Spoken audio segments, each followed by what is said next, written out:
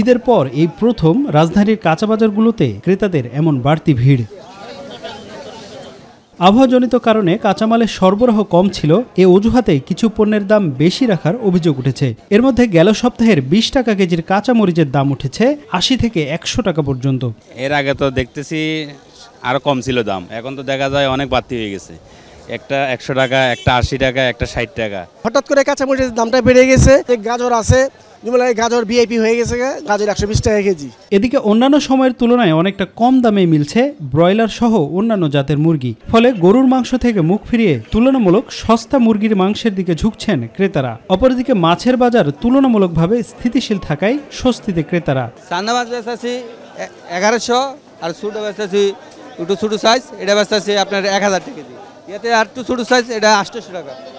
বাতাসি বেচতেছি 800, 1000 টাকা কেজি। কারণ কাজকি বেচতেছি 600 টাকা কেজি, পোয়া বেচতেছি 500 টাকা কেজি।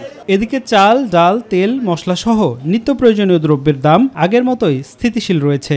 আমি শসা কিনেছি, গাজর কিনেছি, মাছ কিনছি, রুই মাছ 180 টাকা, 280 টাকা করে। তারপরে চিংড়ি মাছ কিনেছি, চিংড়ি মাছ 700 টাকা কেজি, ওই ছোটো চিংড়ি যেটা ওইটা আর কি, সাদাটা। চাউল, ডাল, তেল এগুলো সব আগের দামই আছে। দেখা যায় তেলের দাম একটু বাড়ে, ওটা আবার মানে আপ ডাউন হয়। আফজাল হোসেন, মাই টিভি, ঢাকা।